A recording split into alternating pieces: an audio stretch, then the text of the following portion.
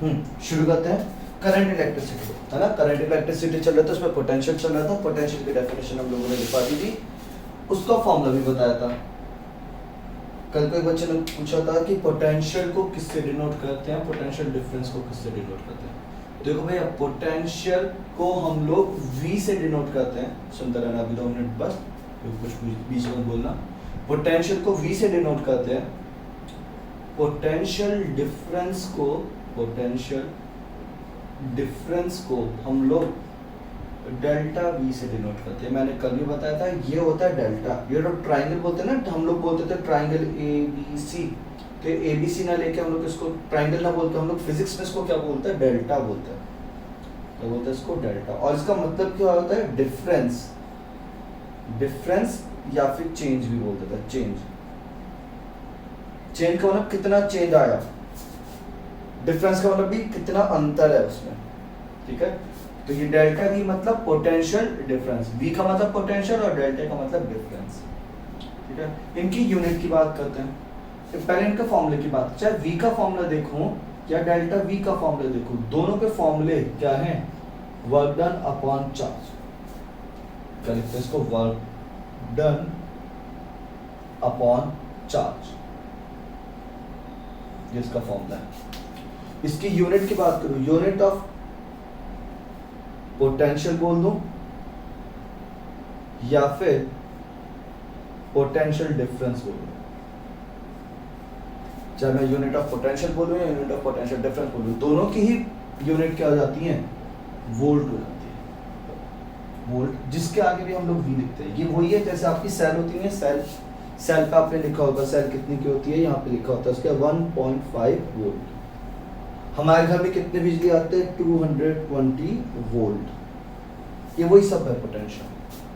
Voltage बोल देते हैं, पोटेंशियल बोल देते हैं, बात एक ही है। फिजिक्स में ज़्यादातर पोटेंशियल वर्ड बोला जाता है, लेकिन हम लोग जनरल लैंग्वेज में उसको वोल्टेज बोलते हैं। तो ये इसकी यूनिट है। जैसे वही वाली चीज़ फोर्स की बात करते हैं, फोर्स का फॉर्मूला होता था मास इनटू एक्सेलरेशन। फोर्स को कैसे लिखते थे, फोर्स को हम कैपिटल F से लिखते थे। फोर्स की यूनिट क्या हो जाती थी, न्यूटन हो जाती थी, N लिख देते थे। सेम वही है, पोटेंशियल को लिखते भी V है, पोटेंशियल की यूनिट भी V है, बस इसमें इतना। पोटेंशियल की यूनिट, पोटेंशियल लिखेंगे क्या, V, और पोटेंशियल की यूनिट भी क्या है, V है।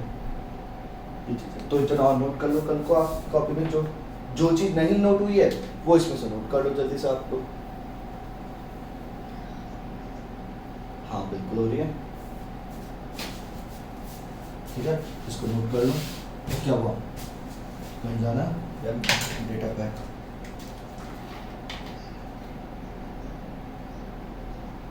अच्छा ठीक है, रिकॉर्ड हो गई, ठीक है।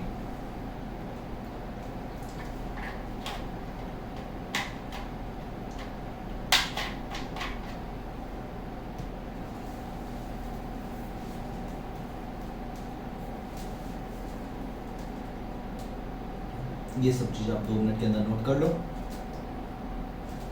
ये नहीं नोट करना, ये भी नोट करना, तुमने एग्जाम्पल बताया था, ये भी नोट करना। अब बात करेंगे हम लोग पूरी कहानी चार्ज। एक बार चार्ज के बारे में बता दूं, फिर इसके न्यूमेरिकल्स जो हैं, ठीक है, जो एक एक नंबर में पूछे जाता है उसके बारे में बताऊंगा। जल्दी से इसको नोट करो।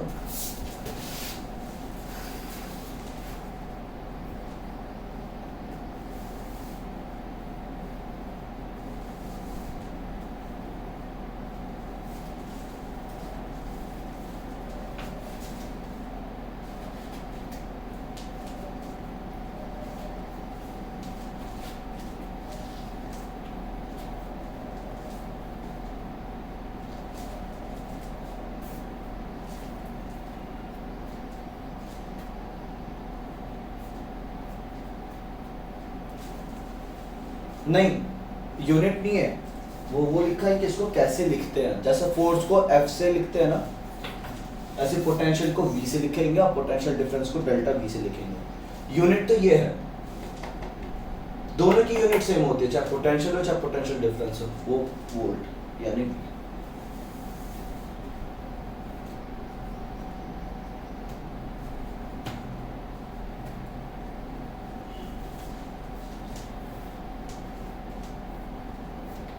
ठीक है, इसके आगे लिखते हैं चार्ज, हेडिंग डाल दो charge.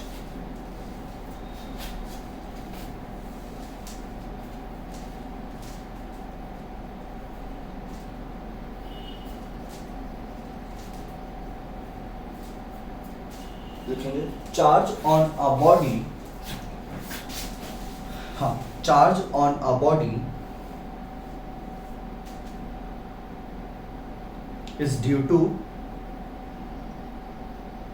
transfer of electron, is due to transfer of electron,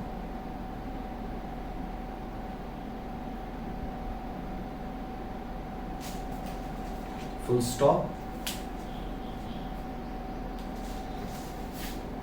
ठीक है, चार हेडिंग चली रही थी, उसके आगे लिखेंगे, मैं यहाँ पे हाथ लिख देता हूँ जैसे आपको ध्यान से।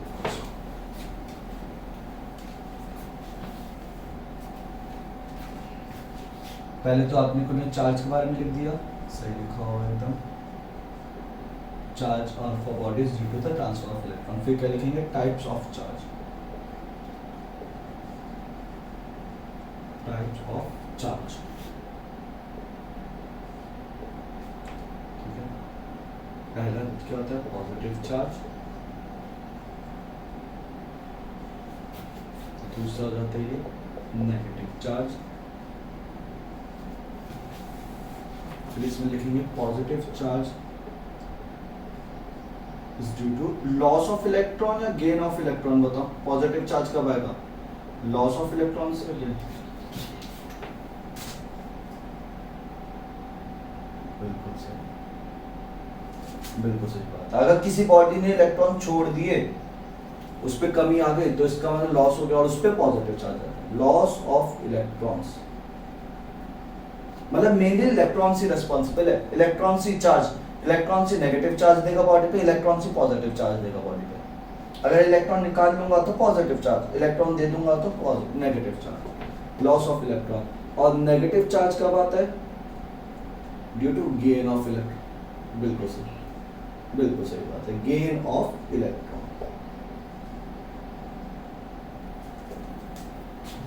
फिर आता है यूनिट ऑफ चार्ज। फिर क्या आएगी आपकी यूनिट ऑफ चार्ज।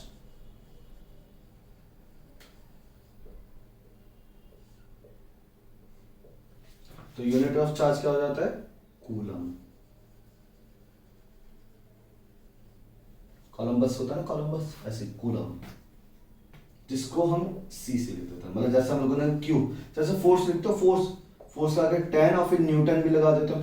न्यूटन पूरा नहीं लिखता, आप सिर्फ एन लगा देते हो। ऐसे चार्ज अगर लिखना है तो चार्ज को हम क्यू से डिनोट करते हैं, और क्यू की वैल्यू क्या होता है, 10 कूलम। इस टाइप से लिखा जाएगा। चार्ज को किससे डिनोट करते हैं, क्यू। कैपिटल क्यू चलेगा, स्मॉल क्यू, कुछ भी चलेगा, उससे फर्क नहीं पड़ता। कैपिटल क्यू बना स्मॉल क्यू बना, फर्क नहीं पड़ता। किसी किसी बुक में कैपिटल क्यू है, किसी किसी बुक में स्मॉल क्यू है, दोनों चीजें सही है, कुछ उसमें डिफरेंस नहीं है। ठीक है, आगे समझते हैं। तो इसको इस तरह से यूनिट ऑफ चार्ज का कूलम, जिसको सी से डिनोट करते हैं, और सी। ठीक है, फिर ऐसे लिखना, फॉर एग्जांपल ऐसे लिख देना, फॉर एग्जांपल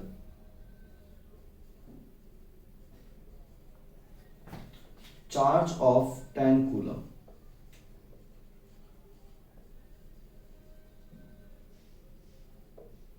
तो इसको हम कैसे लिखेंगे, Q इज इक्वल्स टू 10। ठीक है, ये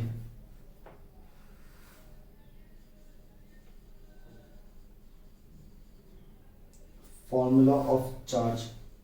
चार्ज का फॉर्मूला क्या रहता है, Q is equals to N into E। बहुत ज्यादा इंपॉर्टेंट, मतलब ऐसे नहीं पूरे चैप्टर में यूज नहीं होगा, लेकिन यहां से बहुत बहुत ज्यादा इंपॉर्टेंट क्वेश्चन है। मतलब अति का इंपॉर्टेंट जिसे बोलते हैं, एकदम भयानक वाला इंपॉर्टेंट जिसे बोलते हैं, मतलब कतई इंपॉर्टेंट जिसे बोलेंगे, एकदम इंपॉर्टेंट। ठीक है, और रट लेना आपको। ठीक है, यहाँ पे चार्ज का क्यू किसका सिंबल होता है, चार्ज का। ठीक है, क्यू किस, हाँ क्या चीज, Q equals to n e, ये फॉर्मूला एन ई। यहां पे n क्या है, number of electron electrons exchange, number of electron exchange मतलब कितने इलेक्ट्रॉन लूज हुए या गेन हुए, एक्सचेंज, लूज और गेन कुछ भी हो सकता है। ई क्या है, चार्ज ऑफ इलेक्ट्रॉन, एक इलेक्ट्रॉन पे कितना चार्ज, लास्ट टाइम भी बताया था हम लोगों ने, क्लास 9 में होता था, इलेक्ट्रॉन का चार्ज, प्रोटॉन का चार्ज, न्यूट्रॉन का चार्ज, तो इसकी वैल्यू हो जाती है 1.6 10 की पावर -19 कूलम। क्लास 9th में स्ट्रक्चर ऑफ एटम जब आया था, एटम के अंदर क्या चीज, फिर से बोलो, ये वाली चीज, ये मैं लिख देता हूं, ये लास्ट लाइन में ऊपर यहाँ लिख रहा हूँ ई, यहाँ पे ये जो ई लिखा हुआ है ये मैं ऊपर लिख रहा हूँ, यहाँ पे सुन लेना ध्यान से, ये वाली ई चीज मैं ऊपर लिख रहा हूँ, e equals to charge of electron है जिसकी वैल्यू हो जाती है 1.6 इंटू 10 की पावर -19, मतलब Q का फॉर्मूला N इंटू ई। अब N इंटू ई फॉर्मूला था, यहाँ पे N क्या है और E क्या है, N तो है कितने इलेक्ट्रॉन्स आए, 5 आए, 4 आए, 6 आए, 15 आए, 40 आए, और E क्या है यहाँ पे, एक इलेक्ट्रॉन का चार्ज, एक इलेक्ट्रॉन का चार्ज हमेशा फिक्स रहता है 1.6 10 की पावर -19, वो वैल्यू फिक्स है, ठीक है। ये जो E की वैल्यू क्या है, चार्ज ऑफ इलेक्ट्रॉन, ये हमेशा क्या रहती है, फिक्स रहती है, ये कभी चेंज नहीं होती। मैंने बोला मेरे पास 5 इलेक्ट्रॉन आए, उस पर कितने आए, 5 इलेक्ट्रॉन, तो मेरे पर कितना चार्ज आ जाएगा, तो मैं इससे निकाल दूंगा, N की जगह 5 रखूंगा और इलेक्ट्रॉन की जगह ये वाली वैल्यू रख दूंगा, E की जगह ये वाली वैल्यू रख दूंगा, 5 की इससे मल्टीप्लाई कराऊंगा और मेरा आंसर आ जाएगा, ठीक है। इसी के ऊपर भी एक क्वेश्चन लिखवाता हूं। ये फॉर्मूला आया कहां से, इसकी डेफिनेशन भी है, ये फॉर्मूला आया कहां से, उसकी एक डेफिनेशन है, ठीक है, और डेफिनेशन भी लिखवा दूंगा मैं आपको। चलो आगे समझते ध्यान से, फॉर्मूला ऑफ चार्ज, हाँ बोलो, ये Q इक्वल्स टू एन ई,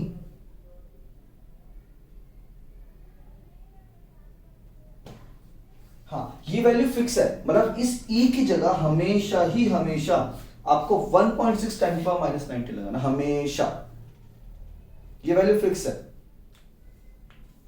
ठीक है। कि मतलब ये, मतलब एक बात समझो, मैंने अभी क्या बोला, किसी भी बॉडी पे चार्ज किस वजह से आता है, लॉस या गेन ऑफ इलेक्ट्रॉन की वजह से।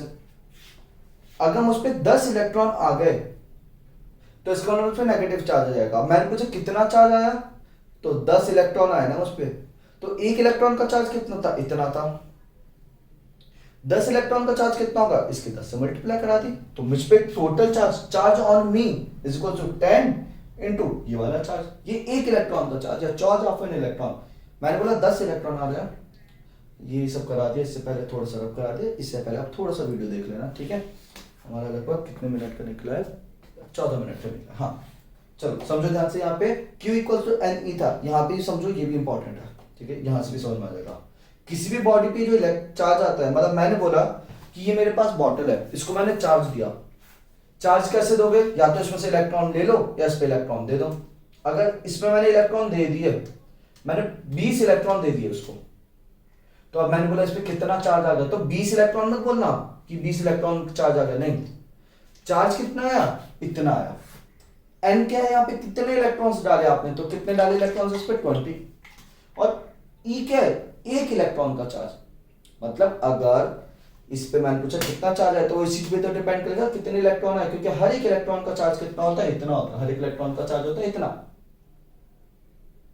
और कितने इलेक्ट्रॉन्स है 20, तो जब दोनों की मल्टीप्लाई करा देगा तो मुझ पर टोटल चार्ज आ जाएगा कि हाँ भैया मुझ पर इतना चार्ज आ चुका है।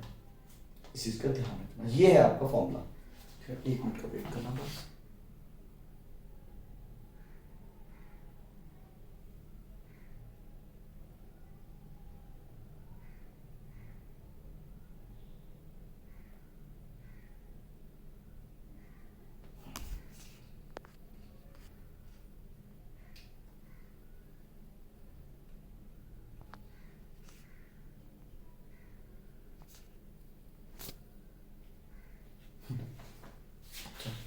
हाँ जी भैया, ये भैया फॉर्मूला समझ में आया कि नहीं, किसको समझ में नहीं आया वो किसी पे माइक खोल के ऑन कर दो, या एक काम को अभी मत बोलो, एक मैं क्वेश्चन लिख देता हूँ यहाँ पे, उस क्वेश्चन से समझेगा तब आपको समझ में आता है, ठीक है। हो सकता है अभी ना समझ में आए, मैं क्वेश्चन लिख दे रहा हूँ फिर आपको बताना है, ठीक है। ये चीज नोट कर लो, जिसने नोट कर लिया अच्छी बात है, जिसने नहीं किया अभी तक वो स्क्रीनशॉट ले लो। 1 2 3 एक क्वेश्चन लिखते हैं यहाँ पे,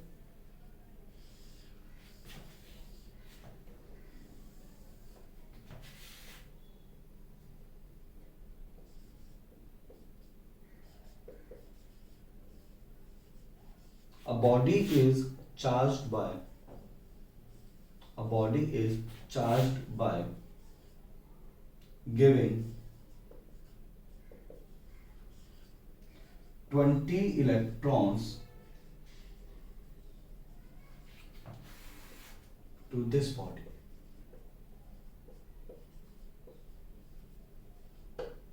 Find the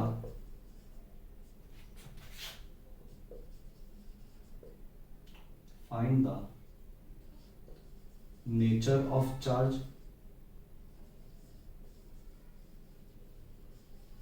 and amount of charge on the body.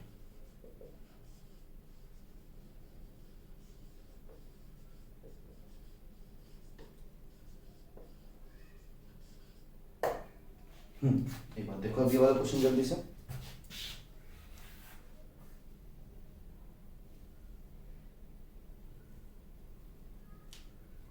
मतलब हमारे पास क्या है, कोई बॉडी थी, उस पर मैंने क्या किया, 20 इलेक्ट्रॉन्स दिए, तो 20 इलेक्ट्रॉन्स दे दिए उसको by giving 20 electrons to that body, उस बॉडी को हम लोगों ने 20 इलेक्ट्रॉन्स दे दिए। तब पूछा जा रहा है इस पे जो चार्ज आया उसका नेचर क्या होगा और इस पे कितना चार्ज आ गया वो बताओ।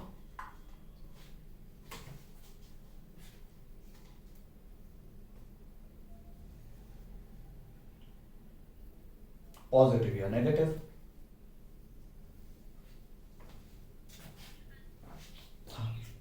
हाँ बताओ।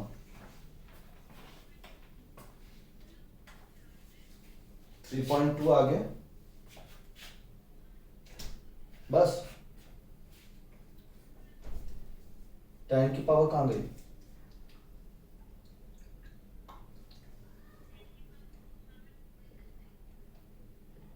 ठीक है गलत है आंसर। और बताओ चार्ज, नेचर ऑफ चार्ज,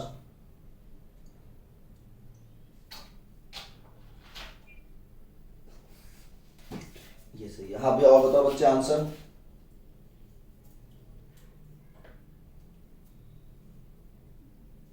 (32 × 10⁻⁻19), ये कुछ सही है। और नेचर 10 की पावर माइनस कूलम नहीं, 10 की -19 कूलम, ठीक है सही है। हाँ ये सही है, शाबाश, ठीक है। इधर पे मीटिंग,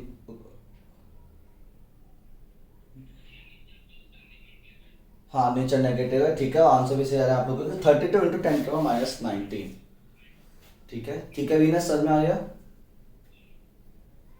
ठीक है ना। जब आप सिंपल सी चीज, हाँ भैया इधर मेगा है, मेगा आपको समझ में आया ये वाली चीज। क्यू पूछा गया था, क्यू एक क्या आपका चार्ज, और चार्ज का फॉर्मूला क्या हो जाएगा, चार्ज का फॉर्मूला क्या है, एन इंटू ई, एन इंटू ई। एन की वैल्यू कितनी है, कितने इलेक्ट्रॉन्स दिए, एन हमेशा क्या होता है कितने इलेक्ट्रॉन्स दिए, हम लोगों ने कितने इलेक्ट्रॉन्स दिया इस बार 20, और ई की जगह तो हमेशा ई की वैल्यू हमेशा फिक्स है, कुछ सोचना नहीं कुछ समझना नहीं, सीधे 1.6 10 की पावर -19 लगा दो। 20 के मल्टीप्लाई से करा, पॉइंट हटाया, जीरो बढ़ाया, जीरो से जीरो काटा, 16 के 2 से मल्टीप्लाई कराए तो 32 आ गया, और 10 की पावर -19 भी आ गया। तो चार्ज कितना आ गया, 32 × 10 की पावर -19, और आगे कूलम भी लगा देना। और फिर ये पूछा गया नेचर, तो नेगेटिव नेचर, क्यों, क्योंकि हम लोगों ने इलेक्ट्रॉन्स बॉडी पे दिए हैं, उस पे इलेक्ट्रॉन्स दिए हैं। अब बताओ किसको ये चीज समझ में नहीं आई यहां तक।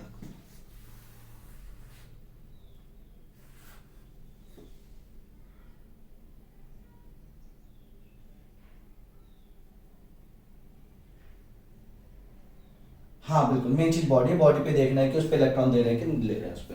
अगर उस पे दे रहे हैं इलेक्ट्रॉन तो नेगेटिव, उससे ले रहे हैं इलेक्ट्रॉन तो पॉजिटिव। हाँ भैया इधर गूगल मीट पे किसने कुछ पूछा,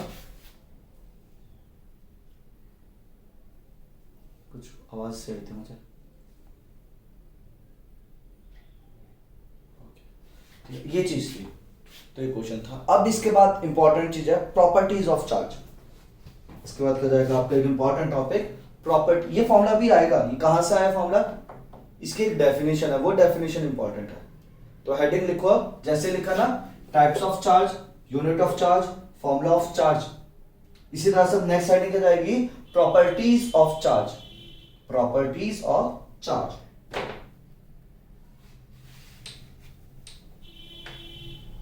मेरे कोई चैट बॉक्स में कुछ मत लिखना, क्योंकि चैट बॉक्स में देख नहीं पाऊंगा, ब्राइटनेस 0 हो रखी है एकदम।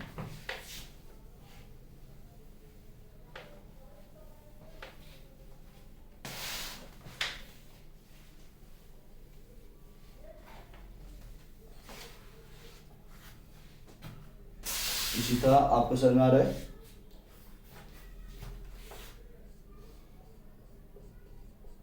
Okay, properties of charge.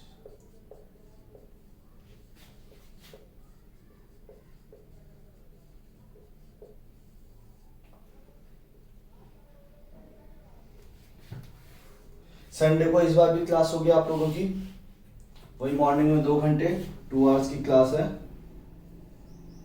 इस बार थोड़ा सा आप लोगों को सहूलियत कर दिए, बच्चे भी इस बार बोल रहे हैं 8 बजे नहीं, इस बार 8:05 से कर दिए, थोड़ा सा लेट कर दिया आप लोगों को।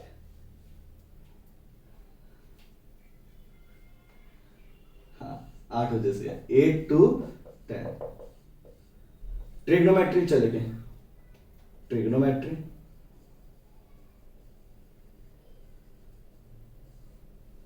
ठीक है, इसीलिए बोल रहा हूं मैथ्स की कॉपी अलग बनाओ, साइंस की कॉपी अलग बनाओ। अभी थोड़े दिन ऐसे बीच बीच में चलता रहेगा, क्योंकि मैं दोनों ही चीज लेकर चल रहा हूँ थोड़ा सा। ठीक है, ट्रिग्नोमेट्री इंपॉर्टेंट चलेगा, उस दिन काफी कुछ कवर करूंगा उसके अंदर। ठीक है, तो थोड़ा ध्यान से करना। कल को तो हमारी फिजिक्स होगी, आज भी फिजिक्स होगी। ठीक है, परसों सुबह हमारी ट्रिग्नोमेट्री होगी। प्रॉपर्टीज ऑफ चार्ज की पहली प्रॉपर्टी है बहुत important, like charges repel each other and unlike charges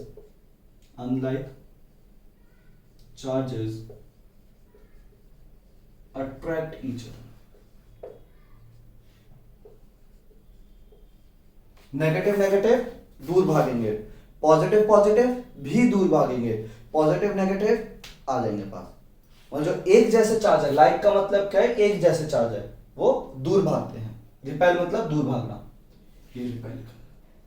unlike charge, unlike मतलब जो एक जैसे नहीं है, वो एक दूसरे की तरफ अट्रैक्ट होंगे। जैसे नेगेटिव पॉजिटिव की तरफ अट्रैक्ट होगा और पॉजिटिव नेगेटिव की तरफ अट्रैक्ट होगा। हाँ कुछ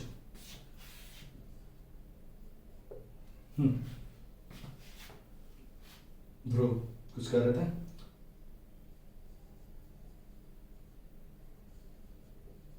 नहीं बिल्कुल भी नहीं, मैग्नेट अलग चीज है। एग्जाम्पल में मैग्नेट मत लिखना, बिल्कुल भी नहीं। मैग्नेट अलग चीज है, ये अलग चीज है। ठीक है, मैग्नेट पूरा अलग चीज है, उस तरीके से होता है, लेकिन वो मैग्नेट एग्जाम्पल में लिखना। फॉर एग्जाम्पल मैग्नेट्स मत लिखना। ठीक है, ये अपने आप में बस ऐसे काफी है। ठीक है, कोई एग्जाम्पल में मैग्नेट मत लिखना अपने आप। ठीक है, charge in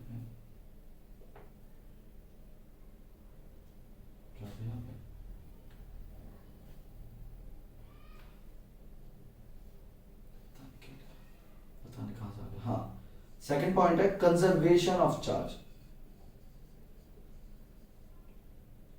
conservation of charge,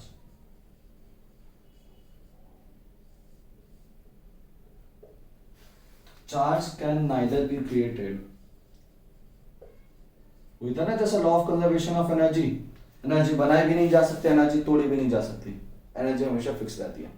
ऐसे चार्ज के बारे में, चार्ज बनाया भी नहीं जा सकता, चार्ज तोड़ा भी नहीं जा सकता, खत्म भी नहीं होता। चार्ज से एक बॉडी से दूसरी बॉडी पे ट्रांसफर किया जा सकता है।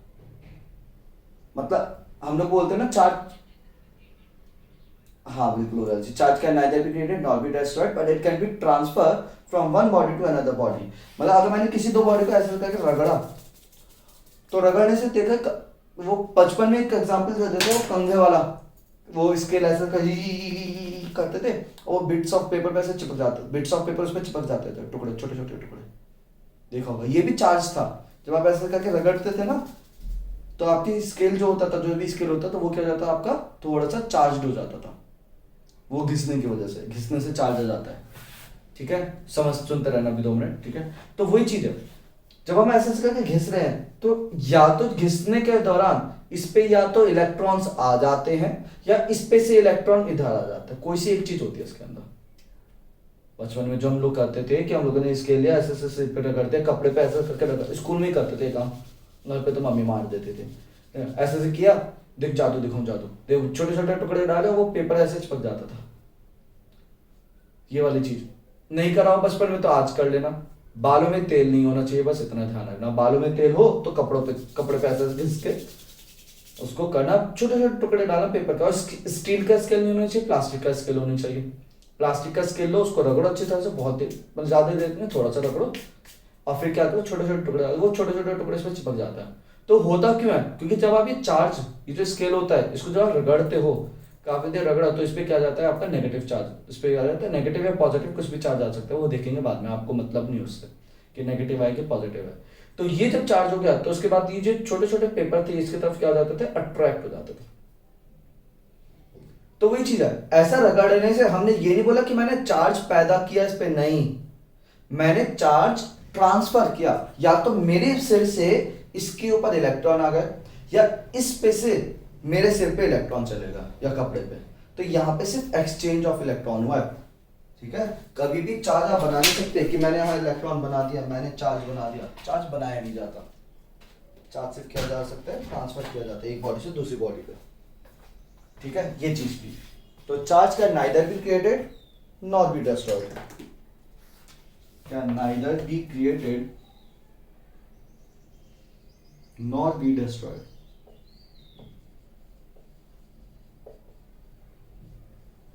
But it can transfer, but it can be transferred from one body to another body.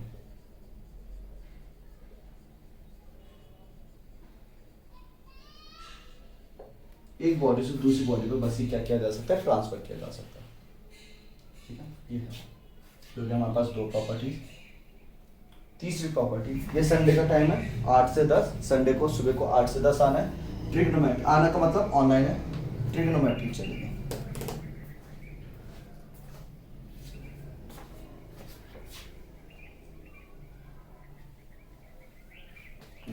Next आगे देखते हैं, 2 प्रॉपर्टीज हो गई। तीसरी प्रॉपर्टी है इंपॉर्टेंट। इंपॉर्टेंट मतलब जो Q इक्वल्स टू NE आया ना, वो यहीं से आया। और इस लैंग्वेज को रट लेना, समझने की जरूरत नहीं है, समझा रहा हूं मैं लेकिन समझने की ज्यादा जरूरत नहीं, सीधा रट लेना। इस प्रॉपर्टी का नाम है क्वांटाइजेशन ऑफ चार्ज, नाम से बड़ा दिया, quantization of charge.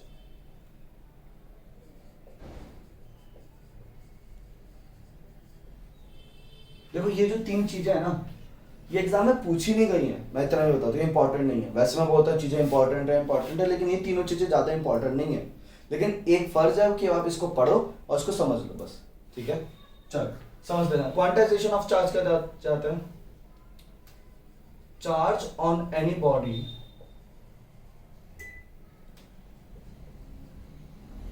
Total charge on any body is always integral multiple of charge of an electron। अभी समझाऊंगा क्या कहना चाह रहे हैं। ठीक है, इसको आप नोट करो पहले जल्दी से 2 मिनट के अंदर, समझाता हूँ 2 मिनट में इसको। फिर जूम वाले मीटिंग एंड कर रहा हूँ, आप लोग रिज्वाइन करो इसको।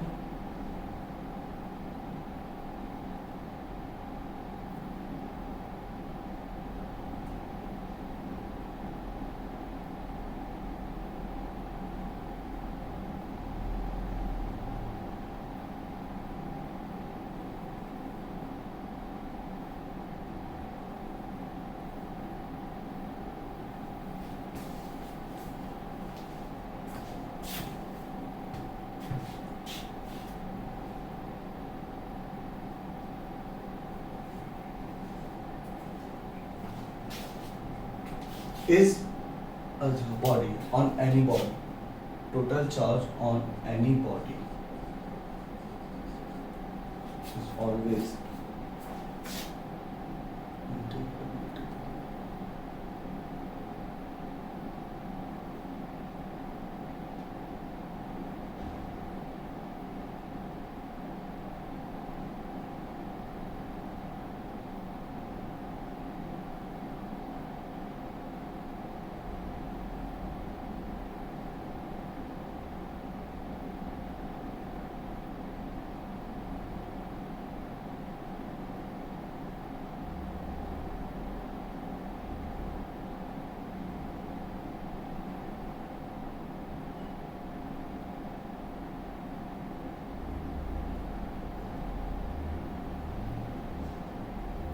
ठीक है। वर्ल्ड कप इसको जल्दी से, बस ये तीन प्रॉपर्टीज हैं, इन्हीं तीन प्रॉपर्टीज में ये वाली प्रॉपर्टी मैं समझा रहा हूँ, इम्पोर्टेंट है।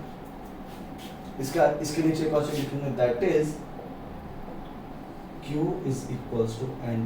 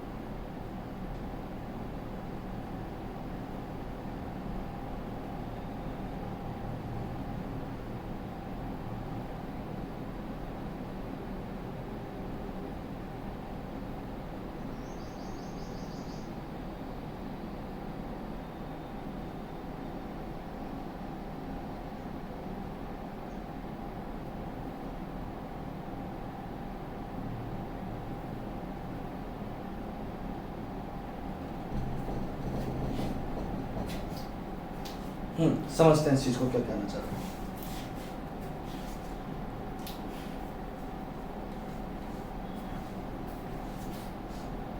देखो ये बोल रहा था किसी भी बॉडी पे चार्ज ऑन एनी बॉडी, किसी भी बॉडी पे जो चार्ज होता है वो हमेशा इज ऑलवेज,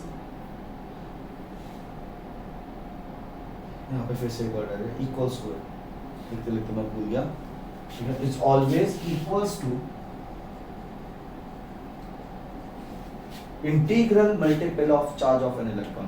इंटीग्रल मल्टीपल मतलब पूरा पूरा, मतलब कभी ऐसा नहीं होगा कि मैंने इस बॉडी से इस बॉडी पे आधा इलेक्ट्रॉन ट्रांसफर किया या 5.5 इलेक्ट्रॉन ट्रांसफर किए, ऐसे नहीं, पूरे पूरे electron 10 electron 11 electron 40 electron 502 electron 604 electron, पूरे पूरे इलेक्ट्रॉन ट्रांसफर हो, कभी भी आधा अधूरा डेसिमल में चार्ज ट्रांसफर नहीं होगा। ऐसे नहीं बोलूंगा कि 3.75 चार्ज मैंने उस पर दे दिया, 3.75 इलेक्ट्रॉन मैंने उसको दे दिए, ऐसे नहीं बोलूंगा। मैं या तो 3 इलेक्ट्रॉन दूंगा या 4 इलेक्ट्रॉन दूंगा, ऐसे नहीं बोलूंगा 3.5 इलेक्ट्रॉन दे दिया। मतलब क्या बोला गया कि किसी भी बॉडी का जो चार्ज होता है वो हमेशा इंटीग्रल मल्टीपल होता है। इंटीग्रल मल्टीपल मतलब होता है इंटीजर का मल्टीपल। इंटीजर कौन से होता है? 1 2 3 4 5 6 -1 -2 -3 -4 -5 -6। कभी 1.5 इंटीजर नहीं होता, माइनस का 1.5 माइनस का 3.7 नहीं होता। मतलब ये क्या है आपका n इज अ इंटीजर, ये इंटीजर से बना है वर्ड इंटीजर। इंटीग्रल वर्ड कहां से आया? इंटीजर से। इंटीग्रल मतलब इंटीजर कौन से होता है? +1 +2 -4 -5 प्लस का 7 7.5 नहीं होता, 3/4 नहीं होता, 2/5 नहीं होता। मतलब पूरा पूरा नंबर होगा, या तो प्लस का होगा या माइनस का होगा। प्लस या माइनस बस मुझे यही बता रहा है कि उस पे जा रहे हैं इलेक्ट्रॉन तो माइनस बोल दूंगा, उससे आ रहे हैं इलेक्ट्रॉन तो प्लस बोल दूंगा। वो प्लस माइनस ये दिखा रहा है, बस और कुछ नहीं दिखा रहा प्लस माइनस। तो मतलब क्या बात है, किसी भी बॉडी पे अगर आप चार्ज दोगे तो it is always the integral multiple. Integral मतलब पूरा पूरा मल्टीपल होगा, आधा अधूरा नहीं, पूरा पूरा पूरा पूरा।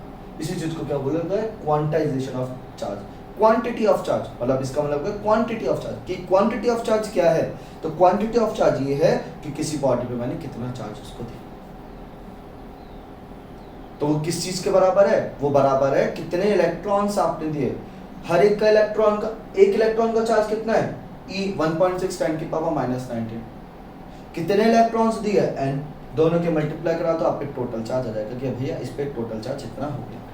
ये इंपॉर्टेंट है थोड़ी सी चीज। इसी के आगे जो क्वेश्चन है जो मैं बोल रहा हूँ बहुत ज्यादा कतई इंपॉर्टेंट क्वेश्चन, बेहद ज्यादा इंपॉर्टेंट क्वेश्चन, वो यहाँ पे मैं लिख रहा हूँ।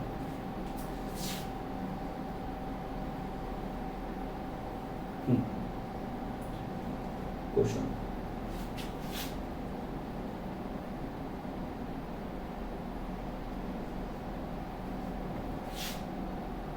how many electrons are required to get 1 coulomb of charge?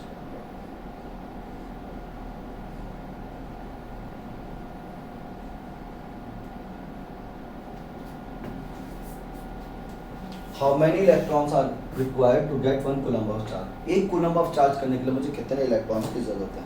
कोई आंसर बताना चाहेगा इसका? वेट करो, ट्राई करो, ठीक है, ट्राई करो जल्दी से, ट्राई करो 2 मिनट, होता है अच्छी बात है, नहीं तो मैं बता ही दूंगा।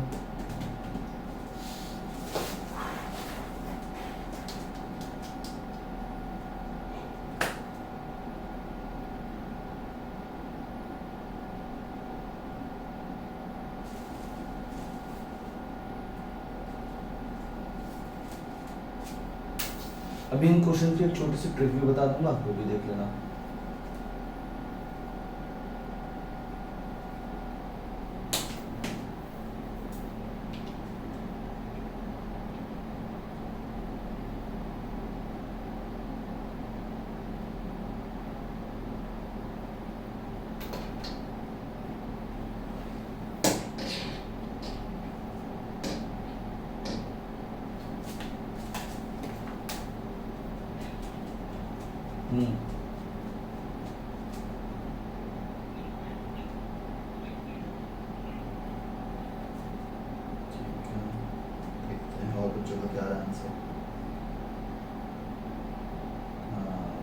वही होता है आंसर, है आंसर सेम, ठीक है, चाहे 1/1.6 बोल रहे 6 पॉइंट समथिंग बोल,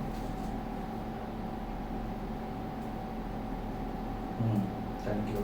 ये कैलकुलेटर से या फिर ऐसे क्या, ठीक है, हाँ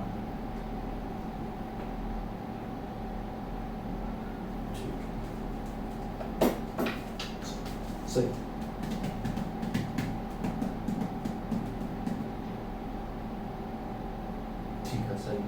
ठीक है, सही बता रहे हो आप लोग। देखो समझते ध्यान से, जब भी एक क्वेश्चन आए ना भाई, एक चीज समझ लेना, जब भी क्वेश्चन आएगा तो आपको Q और N इन दोनों में से देखना है कि आपको क्या चीज गिवन है। कई बार बच्चा क्या सोचता है कि हमें N दे रखा है 1, N नहीं दे रखा 1, हमें क्या दे रखा है 1 कूलम का चार्ज दे रखा है। 1 कूलम चार्ज का मतलब ये हमें क्या दे दिया, ये हमें Q दे दिया है। Q की वैल्यू कितनी है 1 कूलम, E की वैल्यू तो कभी देगा ही नहीं, E तो वैल्यू आपकी हमेशा फिक्स है। अब आपको देखना है कि आपको ये बोला गया कि 1 इलेक्ट्रॉन दिया उसको या 1 कूलम चार्ज दिया है उसको। क्वेश्चन में डिफरेंस समझना है। यहाँ पे मैं दूसरा क्वेश्चन लिख रहा हूँ कुछ इस तरह से, हाउ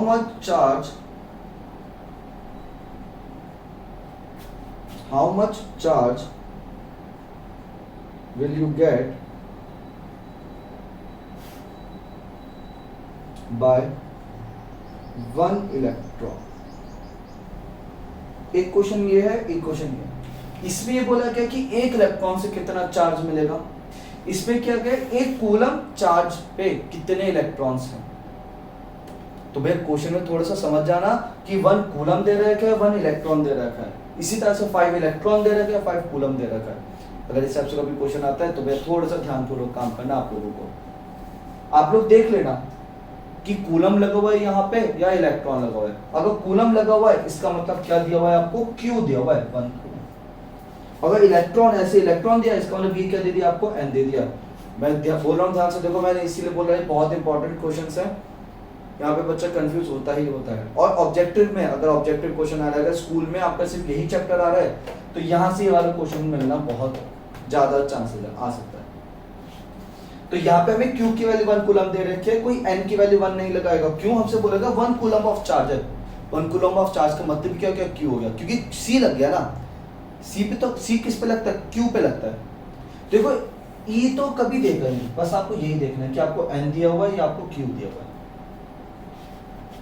अगर Q देगा तो कूलम लगाएगा, N देगा तो इलेक्ट्रॉन लगाएगा। छुट्टी काम खत्म, आगे शुरू करते हैं। तो हमारे पास क्या था? Q इक्वल्स 1 कूलम था, तो Q का फॉर्मूला N इंटू E था। हमसे हाउ मैनी इलेक्ट्रॉन पूछा है, इस बार हमसे N पूछा गया। तो N की वैल्यू क्या आ चुका है? 1 अपॉन 1.6 इंटू 10 की पावर माइनस 19। ये 10 की पावर माइनस 19 ऊपर जाएगा तो 10 की पावर 19 बन जाएगा।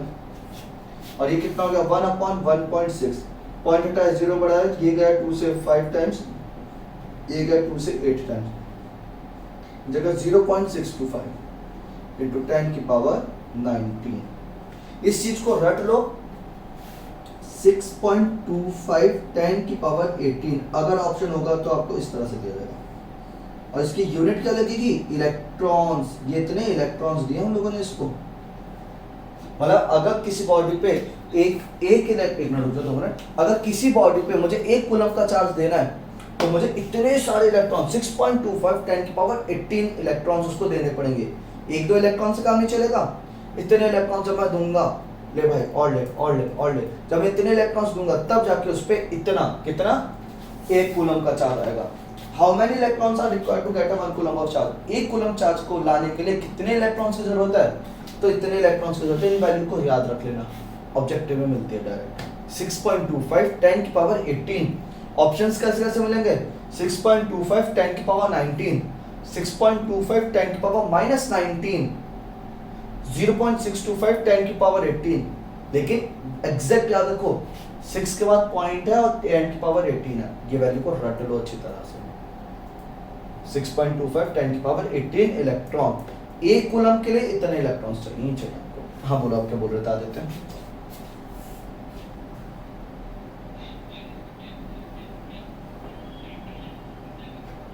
हाँ, ये 10 की पावर माइनस 19 ऊपर जाके 10 की पावर प्लस 19 हो जाती है। जब भी नीचे से चीज ऊपर जाती है तो उसकी पावर क्या हो जाता है? साइन चेंज हो जाता है।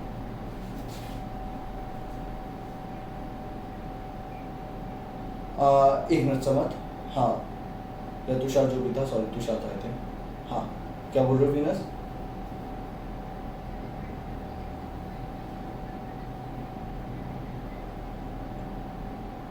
वाह, कितना अच्छा आंसर क्वेश्चन पूछा इसने। कितना प्यारा क्वेश्चन पूछा है ना। और ये क्वेश्चन अच्छा है। अभी हम लोगों ने क्या बताया? कभी भी इसका आंसर पॉइंट में नहीं आना चाहिए। कभी भी n की वैल्यू पॉइंट में नहीं आना चाहिए, पूरी आएगी। तो ये पूछिए कि भाई यहाँ पे तो n की वैल्यू 6.25 आ रही है, तो ये क्यों? ठीक है, तो हाँ ये पॉइंट में नहीं है। क्यों? इसके आगे अभी कितने जीरो लगाने? 18 जीरो लगाने। जब 18 जीरो लगा दोगे तो ये पॉइंट उतने पे खिसक जाएगा, तो पॉइंट का 0 0 बचेगा। मतलब ये 6, मैंने अगर ऐसे लिखा है इसको, इसको मैं रफ कर रहा हूँ, 18 ही लिख रहा हूँ, मैं 8 ही लिख रहा हूँ। 6.25 इंटू 10 की पावर 8, तो इसका मतलब क्या है? 6.25 और उसके आगे कितने? 1 2 3 4 5 6 7 8। जब इससे मल्टीप्लाई कराओगे, पॉइंट हटाया, नीचे 0 बढ़ाया, 2 0 से 2 0 कट गए, तो आपका आंसर कितना आ गया? 625।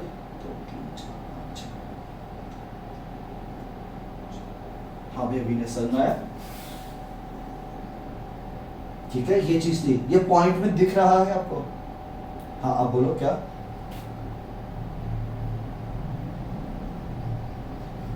टेन की पावर 18 कैसा आ गया? ये इस तरह से आया, 0.625 था इंटू 10 की पावर 19 था। अगर मैंने पॉइंट को इधर खिसकाता हूं तो ये पावर्स कम हो जाती है। जितना खिसकाऊंगा उतनी पावर कम, जितना खिसकाऊंगा उतनी पावर कम, जितना खिसकाऊंगा उतनी पावर कम। तो ये मैंने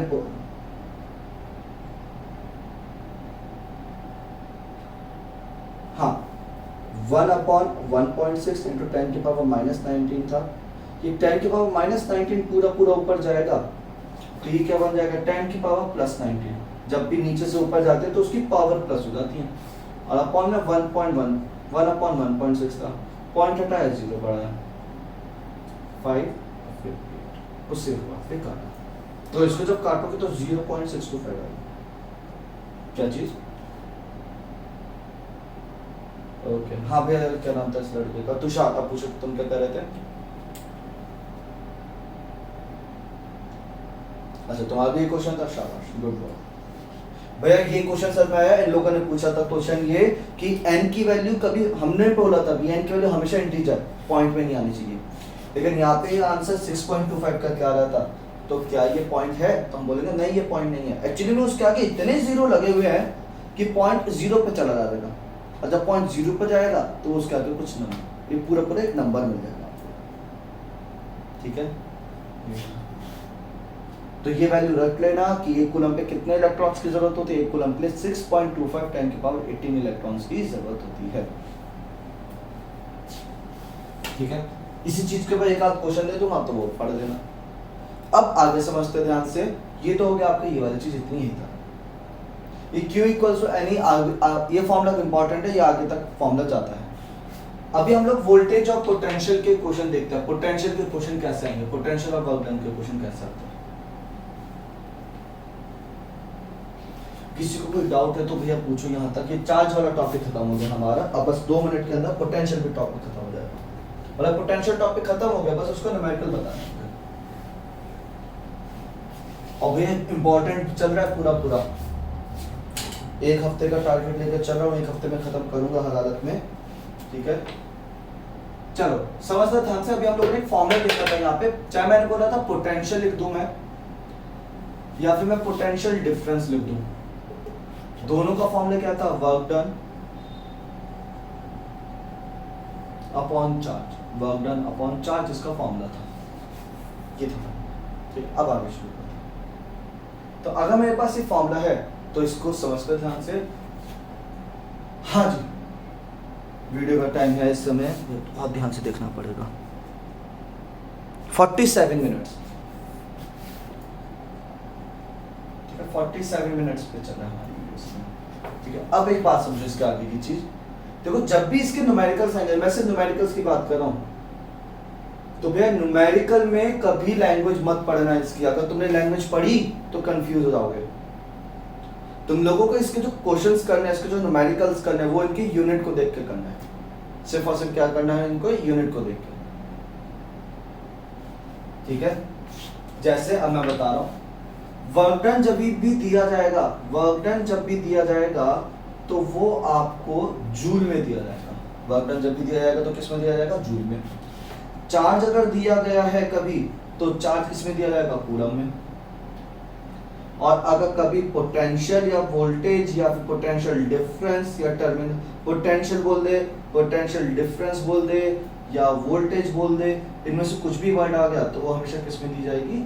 वोल्ट में दी जाएगी। बात समझ में आती है? क्वेश्चन थोड़े घूमे हुए होते हैं, निकलवाना चाहता है पोटेंशियल तुमसे और पूछेगा तुमसे वोल्टेज निकालो, वो सॉरी निकालना चाहेगा पोटेंशियल, लेकिन लैंग्वेज क्या दी जाएगी? वर्क डन निकालो। वो ऐसे दिया, calculate the work done in bringing 1 coulomb charge. आपको क्या लगा यार वर्क डन पूछ रहा है तो, लेकिन वो वर्क नहीं पूछ रहा है, वहां पे पोटेंशियल पूछ रहा है तुमसे।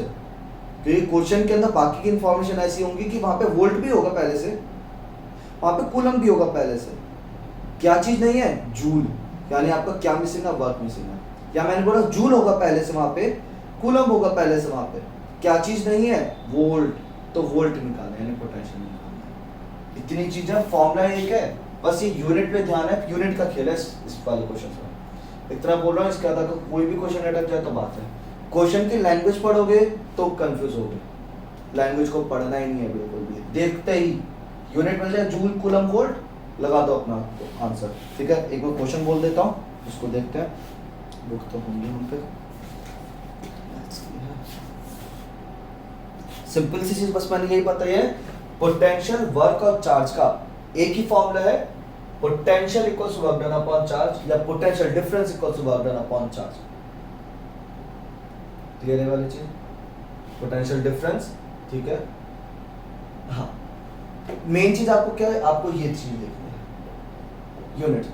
आपको क्वेश्चन में ये देखना है कि कौन सी 2 यूनिट दी हुई है और कौन सी यूनिट मिसिंग है। जो यूनिट मिसिंग हो उसको आप कैलकुलेट कर लेना। ठीक है, एक क्वेश्चन दे देता हूँ, फिर आज की क्लास यहीं पर ओवर करते हैं।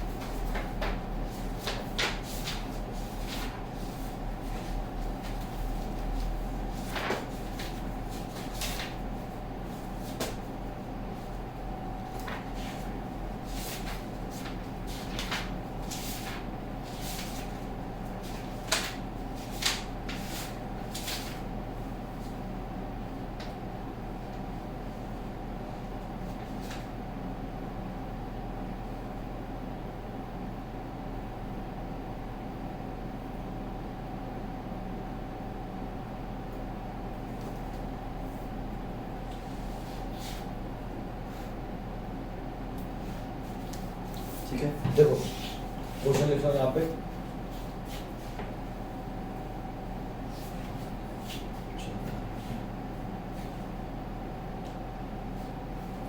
जल्दी से ऐसी क्वेश्चन लिख लो, कैलकुलेट द, क्वेश्चन बहुत लंबा दिया जाएगा, potential difference, calculate the potential difference between 2 terminals, between 2 terminals of a battery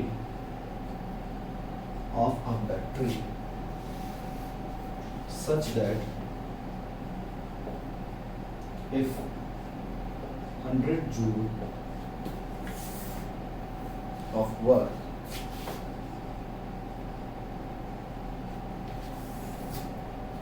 is required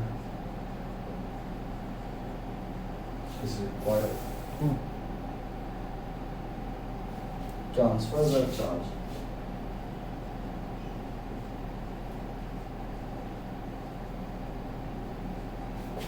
of 20 coulomb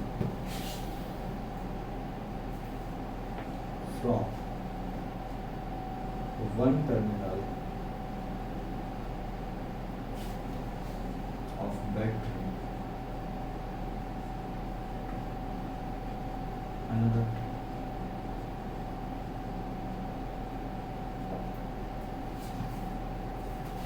देखते ही आंसर बता देना। क्वेश्चन की लैंग्वेज पढ़े नहीं होती।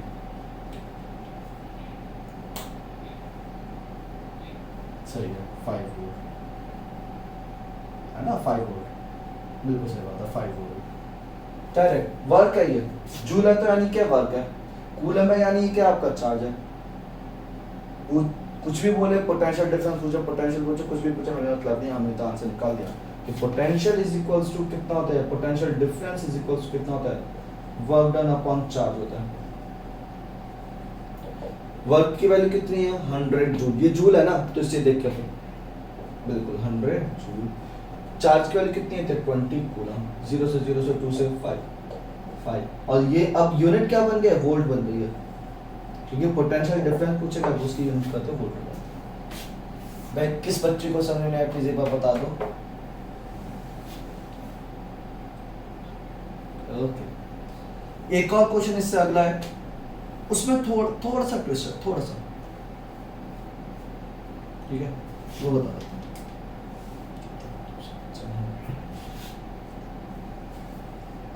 ठीक है, थोड़ी देर तो है ना, यहाँ पे मैं लिख देता हूँ, एक मिनट नोट कर लो, 2 मिनट के बाद। How much work is required to move, how much work is required to move 2 coulomb charge from, चलो भैया अभी ध्यान देते हैं, ठीक है, आगे नेक्स्ट वाला स्टूडेंट। आज के लिए इतने रखते हैं ना, कोई बात नहीं, वाला को कल कर लेगा, ठीक है, छोड़ दो, ठीक है। क्वेश्चन मैं सेंड कर दूंगा आप लोगों को पहले से, ठीक है, आज के लिए इतने रखते हैं, बाकी हम कल करते हैं। नमस्ते नमस्ते, good evening, Ram Ram ji, Ram Ram, good evening, good evening, good evening, good evening, good evening दे।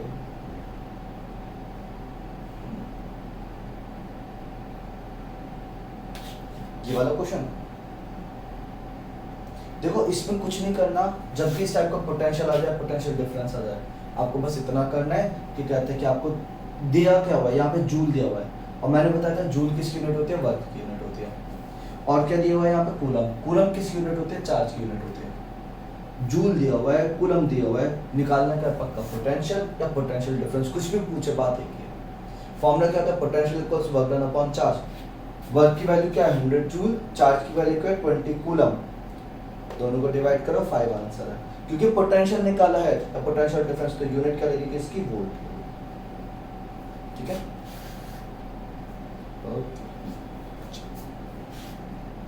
Good evening, good evening,